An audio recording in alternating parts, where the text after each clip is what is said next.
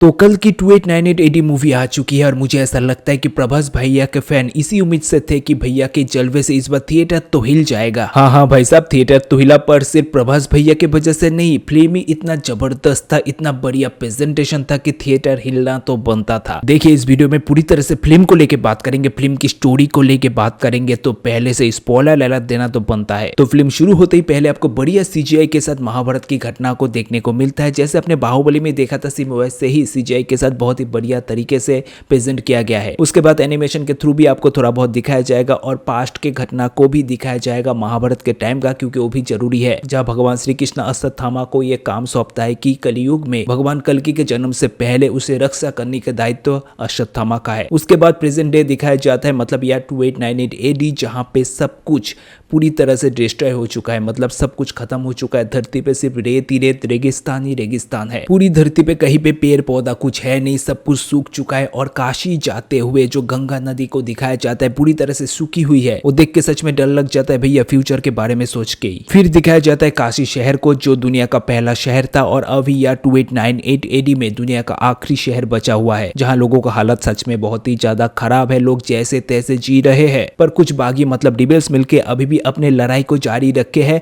Supreme यास्किंग के खिलाफ। और उसी लड़ाई में बॉम्बे में काफी सारे रिबेल्स भी मारे जाते हैं सुप्रीम यास्किंग के थ्रू, मतलब उनके आदमियों के थ्रू। और ये चीज आपको दिखाया नहीं जाता है, बस बताया जाता है कि अभी भी लोग बागी है जो लड़ाई कर रहे हैं सुप्रीम यास्किंग के खिलाफ। और ये रिबेल्स लोग सब एक साथ रहते हैं पहाड़ों में एक जगह पे, जिस जगह को कहा जाता है संबाला। और कहानी अगर सुने तो इसी जगह पे कल की भगवान का जन्म होने वाला है। और ये संबाला में आपको हर एक धर्म का, हर एक रिलीजियन का लोग आपको देखने को मिलेगा। और काशी शहर के ऊपर ही बसा हुआ है कॉम्प्लेक्स, एक बहुत ही सुंदर जगह जहाँ पे हर तरह के सुख सुविधा मिलता है। और ये अमीर लोगों का जगह है, ये आप मान सकते हैं, क्योंकि वहां पे जाने के लिए आपको मिलियन यूनिट्स देना पड़ेगा। अब यूनिट्स को यहाँ पे आप पैसा बोल सकते हैं। अब ये चीज बहुत सारे हॉलीवुड मूवी में आपने देखे होंगे कि यूनिट्स क्या है। अभी साथ में ये बात भी बता दो, मूवी में आपको बहुत सारे कैमियोज भी देखने को मिलेगा, जो बेसिकली मूवी की हाइप को बढ़ाने के लिए ही रखा गया है, मतलब दिखाया गया है। जैसे कि मूवी के शुरू में आपको मृणाल ठाकुर दिखेगी, उसके बाद फिर दुलकर सलमान भी दिखेगा, और कौन कौन कैमियोज आपको देखने को मिलेगा वो रहने देते हैं, क्योंकि ये अगर आप मूवी में देख ले तो फिर ज्यादा मजा आएगा। और कॉम्प्लेक्स के ऊपर ही रहता है सुप्रीम यास्किंग। और यहाँ पे मैं बताना चाहूंगा सीजीआई और वीएफएक्स का काम जो यहाँ पे हुआ है वो सच में बहुत ही बढ़िया हुआ है। मतलब वो जो बड़े चीज को, मतलब रोबोट जैसे चीज को दिखाया गया है, जो नीचे से ऊपर तक लिफ्ट के जैसा इंसानों को लेके जाता है, वो सच में बड़े पर्दे पे देखने में मजा आ रहा था, जो सीजीआई के थ्रू बनाया गया है। मतलब सच में अगर आप थिएटर में देखें तो बहुत ही ज्यादा मजा आएगा आपको। तो सुप्रीम यास्किंग जो है वो वहां पे बैठ के एक्सपेरिमेंट करवा रहा है सभी औरतों के ऊपर। जो लोग गर्भ धारण कर सकते वो सब औरतों को वहां पे पकड़ के रखा जाता और उनके ऊपर एक्सपेरिमेंट किया जाता है। उनको एक्सपेरिमेंट के थ्रू बीज देके प्रेग्नेंट किया जाता है। पर एक्सपेरिमेंट इतना ज्यादा क्रिटिकल है कि कोई औरत ज्यादा दिन तक रह नहीं पाती है। और उस प्रेग्नेंट औरत के गर्भ से जो सीरम निकलता है वही चाहिए सुप्रीम यास्किंग को जवान रहने के लिए। और सच में काफी ज्यादा क्रूरता दिखाया जाता है यहाँ पे। और यहाँ पे मैं सच में बताना चाहूंगा, यहाँ पे प्रेगनेंसी से ज्यादा टाइमिंग मायने रखता है। मतलब सुमति जी उस टाइम पे प्रेग्नेंट होती है जो 6000 साल में एक ही बार आता है, और इसी वजह से वो इतना खास बन जाती है। और यहाँ पे किसी को पता नहीं होता है कि सुमति जी भी प्रेग्नेंट है। और जब सभी को पता चलता है कि सुमति जी भी प्रेग्नेंट है, तब सभी उसके पीछे पड़ जाता है उसे पकड़ने के लिए, क्योंकि इतने दिन तक कोई भी प्रेग्नेंट औरत जिंदा नहीं रह सकी है। तो वो बहुत ही ज्यादा खास तो है, इसी वजह से सभी लोग उसके पीछे पड़ जाता है। पर एक अंडर कवर रिवेल उसे भागने में मदद करती है। और सुमति जी जो भागती है वो सच में बहुत ही ज्यादा अच्छा लगता है वो जगह को देख के, क्योंकि अगर आप कोई चमत्कार दिखा रहे हो तो अच्छे से दिखाना इसे ही कहते हैं। मतलब आग वगैरह सुमति को जला नहीं पाते है, बीच से वो निकल जाती है। और सच में वो चीज देखने में मजा आता है, क्योंकि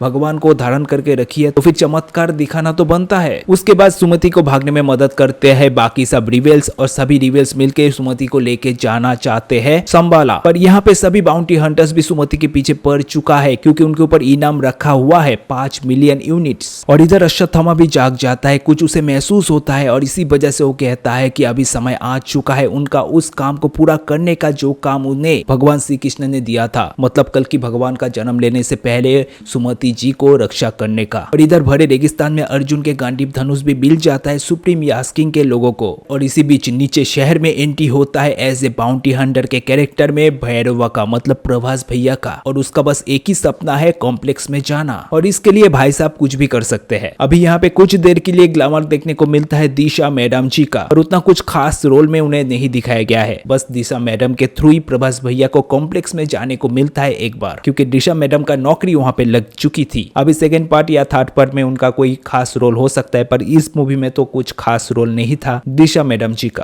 अभी प्रभास भैया को मूवी के फर्स्ट हाफ में बस कॉमेडी करते हुए देखने को मिलता है, और लड़ाई कर रहा है, बात कर रहा है, सब कॉमेडी कॉमेडी और कॉमेडी चल रहा था। यहाँ तक कि सुमति जी को जब पकड़ने जाता है प्रभास जी, उस टाइम पे भी अश्वत्थामा के साथ जो लड़ाई हो, वहां पर भी प्रभास भैया बस कॉमेडी कर रहा था ज्यादा टाइम, पर कोई फायदा हुआ नहीं। बहुत ही बुरी तरह से अश्वत्थामा से हारना पड़ा उन्हें। अभी अश्वत्थामा जी सभी बाउंटीज को मार के सुमति को बचा लेता है। उसके बाद सभी लोग मिलके जाते हैं संभाला, जहां सुमति का स्वागत माँ की तरह होती है, और इधर प्रभास भी एक रिवेल के थ्रू पता लगा लेता है कि संभाला गांव कहाँ पे है, और वो वहां पे जाता है सुमति को पकड़ने के लिए। और इधर सुप्रीम यास्किन के लोगों को भी संभाला गांव के बारे में पता चल जाता है एक बाउंटी हंटर्स के थ्रू, क्योंकि वो बाउंटी हंटर सुमति के गाड़ी के नीचे ट्रैकर लगा दिया था। और फिर शुरू होता है जंग, बहुत ही बढ़िया लड़ाई आपको देखने को मिलेगा, और सच में बड़े पर्दे पे मजा आ रहा था देखने में। अश्वत्थामा प्रभास भैया का रोबोट और प्रभास भैया को बहुत ही जोरों से पीटता है, पर सुप्रीम यास्किन के लोग बहुत ही ज्यादा तबाही मचाता है। अश्वत्थामा को एडवांस ओपन के थ्रू बांध देता है, और साथ में सुमति जी को भी पकड़ लेता है। और जब लग रहा था सब कुछ खत्म हो चुका है, तभी दिखाया जाता है एक चमत्कार, जिसके बारे में सच में किसी ने नहीं सोचा होगा। मतलब हाँ, सोचा तो था कि प्रभास को एक प्रोटेक्टर की तरह दिखाएगा, पर ऐसे रूप में दिखाएगा ये किसी ने नहीं सोचा था। अभी ये अवतार है या फिर पुनर्जन्म क्या पता, क्योंकि प्रभास को दिखाया जाता है कर्णा के कैरेक्टर में महाभारत के टाइम से लेके अभी तक। फिर दिखाया जाता है भैया प्रभास का तांडव, मतलब भैरवा का तांडव, मतलब करण अपना पुराने हथियार का यूज करके सभी तरह से सुप्रीम यास्किन के लोगों को मार देता है। वो हथियार जो अश्वत्थामा के पास था, जो बड़ा सा लाठी आपको देखने को मिल रहा था,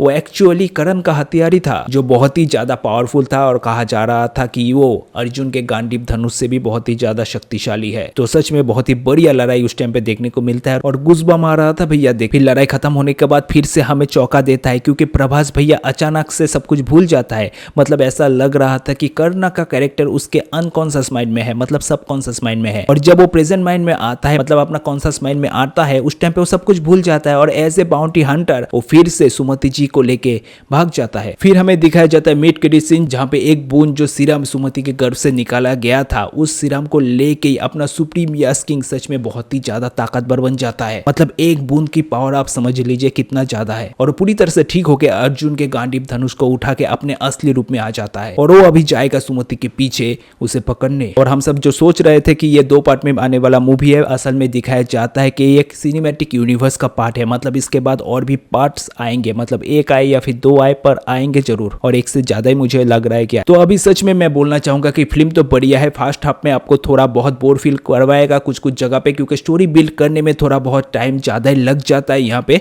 पर सेकंड हाफ में आपको बहुत ही ज्यादा अच्छा लगने वाला है, क्योंकि सेकंड हाफ में आपका सारे गिले शिकवे दूर कर देगा, और आप बहुत ही ज्यादा एक्साइटेड फील करोगे। तो ये था स्टोरी पूरी मूवी की। अगर आपने मूवी देखे है तो फिर भैया आप जरूर बोलिएगा कि आपको कैसा लगा है, और अगर आपने नहीं देखे है तो फिर चलिए जरूर देखिए, और थिएटर में देखिएगा, क्योंकि मजा थिएटर में आएगा आपको। और मैं बोल रहा हूँ कि ये मूवी सच में बहुत ही ज्यादा चर्चित भी होगा, और काफी नाम भी करेगा, और सच में अभी बहुत ही ज्यादा प्राउड फील भी होता है, क्योंकि इंडियन फिल्म इंडस्ट्री में भी अभी ऐसी टाइप की मूवी बन रही है जो हॉलीवुड मूवीज को भी टक्कर दे सकता है। वैसे आपका क्या कहना है जरूर बोल सकते हैं कमेंट करके।